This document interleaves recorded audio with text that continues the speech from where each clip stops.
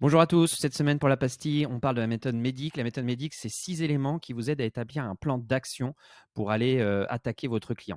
Alors on en parle souvent en vente complexe. Vente complexe, c'est quand on va avoir différentes personnes en face de soi dans le processus ou quand on va parler de B2B. Donc, mais on peut l'appliquer aussi à des ventes un peu plus simples.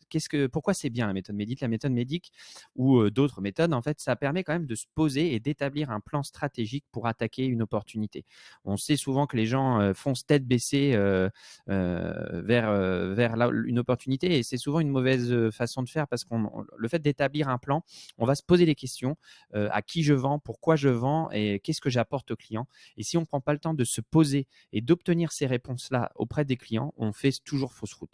Je sais que les commerciaux expérimentés n'aiment pas ça parce qu'en fait, ils disent bah, moi, j'ai pas besoin de me poser à chaque fois ou d'aller interroger le client.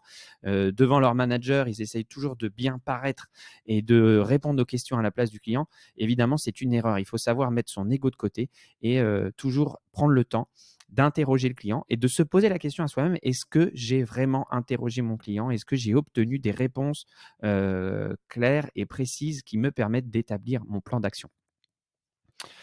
Les métriques, c'est quoi? Les métriques, c'est d'obtenir les bénéfices chiffrés pour son client. Quelle va être la valeur pour mon client? Quand on parle de proposition de valeur, je vous le dis souvent, beaucoup s'arrêtent à une phrase vague et pas claire. Une proposition de valeur, c'est je donne des chiffres à mon client, combien il va obtenir, j'explique comment il va l'obtenir, quel est le chemin pour l'obtenir, et j'explique sous quel délai il va l'obtenir. Si c'est en termes de semaines, en termes de mois. C'est ça une proposition de valeur. Des chiffres, un délai et comment.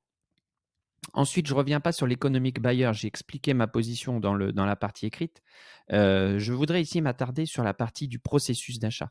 Il y a 2 points très importants ici à comprendre. Le processus d'achat, c'est un, le comprendre pourquoi. Pour pouvoir s'aligner, aligner vos efforts, aligner vos remises documentaires, aligner votre façon de faire sur le processus du client pour lui faciliter la vie et montrer que vous êtes en complète alignement avec lui.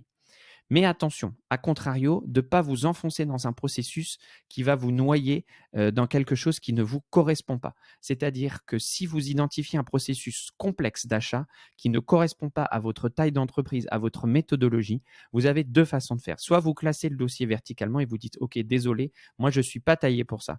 Et si le client est intéressé par votre offre, il va trouver une façon de contourner son processus complexe d'achat.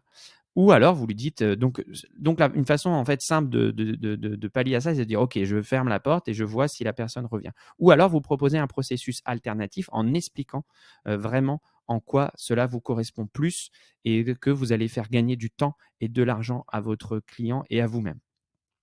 Je ne reviens pas sur la façon d'identifier la douleur. Vous allez voir, je vous mets une liste de questions. Regardez-les et pensez à les poser. N'ayez pas peur de poser des questions. N'établissez pas des solutions, des réponses par vous-même. Voilà, j'espère que ça vous a aidé. J'espère que la newsletter vous a plu. N'hésitez pas à voter et n'hésitez pas à revenir vers moi si vous avez des questions.